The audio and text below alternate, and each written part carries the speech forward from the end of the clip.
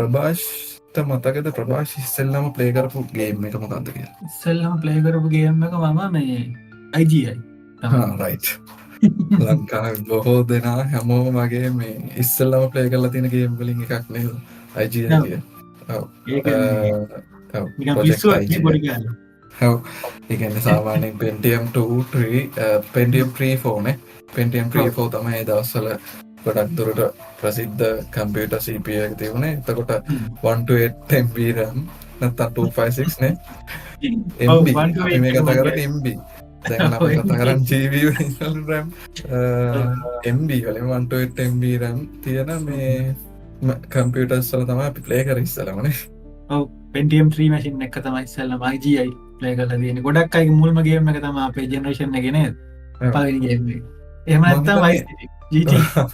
ඔව් ඊළඟට GT Grand Theft Auto series එකේ Vice City කියන ගේම් එක තමයි ඊළඟට ප්ලේ කරේ. IGI ගැන හැමෝම දන්නවා ඇති. IGI හැමෝම කතා කරලා තියෙනවා. මම හිතන්නේ ලංකාවේ ගේම් එකක් ගහලා තියෙන හැමෝම කටේ තියෙන IGI ගහලා තියෙනවා. මොකද අර කම්පියුටර් එක ඉස්සෙල්ලාම හම්බුන නැත්තම් කම්පියුටර් ඉස්කෝලේ ලැබ් එකකට හරි ගියපු වෙලාවට IGI තමයි හැමෝම දැකලා තියෙන්නේ. ඔව්. මොකද අනිත් එක මං හිතන්නේ ප්‍රභාෂ් ඒක හැමෝම යූස් කරලා තියෙන්නේ අර හැම කම්පියුටර් එකම ප්ලේ කරන්න පුළුවන්. ඔව් ඒකයි. දැන් ඔව් අපි Vice City ගත්තත් Vice City ගොඩක් දුරට පුළුවන්. ඒ කාලේ මං හිතන්නේ Vice City සාමාන්‍යයෙන් IGI එකට වඩා සාමාන්‍ය performance එකක් තියෙනවා. අන්න ටිකක් heavy game එකක් ඒ කාලේ. ඔව් ඒක සාමාන්‍යයෙන් සාමාන්‍ය අරිට වඩා performance එකක් මේ requirement එකක් ඉල්ලන game එකක්. ඔව් ඔව්. එතකොට IGI හැමෝටම ප්ලේ කරන්න උනේ පුළුවන් වුණේ එහෙම. අන්න එහෙමයි. IGI එකේ මට මතකයි මේ IGI එකේ ඔය IGI කියන ගේම් එකේ දැන් ගහපු කට්ටියට මතක ඇති මේ චෙක් පොයින්ට්ස් නැහැ. මිෂන් එකේ ඔය කවුරු එක තැනකදී මිෂන් එකේ මැරුණොත් ආපහු මුල්ලටම ගිහිල්ලා තමයි එන්න ඕන. මුලට ගිහින් දාන්න. මුලින් ඉඳන් ආයෙ ගන්න. ඔව්. එතකොට ගහපු කට්ටියට මතක ඇති. ඕකේ දැන් හිතන්නකො අන්තිම වෙනකන් ඇවිල්ලා හදිස්සිය ඕකට ඕකේ අපේ කතාව විදිහට වෙඩි කෑවොත් ආපහු මුල්ල ඉඳලා අර පැය ගාන ප්ලේ කරගෙන එන්න ඕන. ඔව් මුලින් ඉඳන් ගහන්න ඕනේ. ඒකේ තිබුණේ අර මේ හෙල්ත් බාස් නේ. මේ ඒවා රීජනරේට් වෙන්නේ නැහැ. අර සිරින්ජ් එකක් අරන් ගහගත්තොත් මිසක් ඔටෝ එන්නේ නැහැ දැන්. Call of Duty වගේ ආවට පස්සේ ඒවා ඔටෝ රීජනරේට් වෙනවා. එහෙම හෙල්ත් බාස් නැහැනේ. වදිනවා. ඔව්. ඔව් Call of Duty එකේ තනිකර වෙනස උනේ ගොඩක් ඊට පස්සේනේ Call of Duty ආවේ. ඒකේ මේ චෙක් පොයින්ට්ස් තිබුණා ප්‍රභාස්. චෙක් පොයින්ට්ස් තියෙනවා. ඔව්.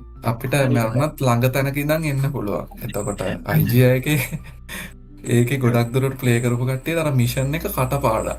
ඔව් ආයි ගහලා. ඒක හරි. මිෂන් එක කටපාඩම් මේ යන්න ඕන විදිය. ඊට පස්සේ සමහර කට්ටිය කරා මෙහෙම දේවලුත් කරා. يعني YouTube ගැන දන්නේ නැහැ. හැබැයි කොහොම හරි ඉන්ටර්නෙට් තියෙන කට්ටිය මේ අර ඉන්ටර්නෙට් එකෙන් YouTube එක කියන එක දන්නේ නැහැ YouTube කියලා.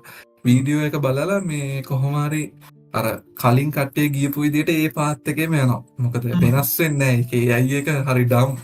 ඒ AI එකට මේ ලොකු නොලෙජ් එකක් නැහැ. උන් දන්නේ මේ එනමි දැන් අපි ආපුවම වෙඩි තියන්න විතරයි. උන් වෙන පහේවත් යන්නේ නැහැ එකම පාත් එකක යන්නේ. මම ළඟදී දැක්ක වීඩියෝ එකක් මේ එක IGI එකේ මිෂන් එකක් සම්පූර්ණයෙන්ම ගහලා දානවා මේ මෑතක එක ගහලා තියෙන්නේ. පිහිය විතරක් යූස් කරලා. ඒක එහෙම ගහන්න පුළුවන්. ඒක එහෙම අර ඔයා දැන් කිව්වන ඩම් AI තියෙන්නේ කියලා. මේක හරියටම හරි මේ පිහියෙන් විතරක් ගහන්න පුළුවන්. අපි ඒ දවස්වල දුක් විඳගෙන ගහපු මිෂන් එකක් මට hina ගියා මේක දැකලා ඒක. ඒකටත් හැබැයි මාර ඉවසීමක් තියෙන්න ඕන. අර ක්ෂණිකව දේවල් ඉතින් අර නැති වෙන්න පුළුවන් අන්තිම වෙනකන් අපි ප්ලේ කරලා. ඔව්. අප ඒ කියන්නේ ඒක වෙනම කට්ටක් ඉතින් මේ මිනිස් ගොඩක් දුරට ඒක IGI එක මතක හිටිනොත් ඇත්තේ අර කට්ට කාපු මිනිස්සු නිසා. හරියටම හරියට. මිනිස්සු ගොඩක් අර දුක් විඳිලා තමයි මේ දුක් විඳලා තමයි මේ මිෂන් එකක් පාස් කරගෙන තියෙන්නේ. පාස් කරගෙන තියෙන්නේ. ඒක නිසා තමයි ඒක මතක හිටින්නේ. දැන්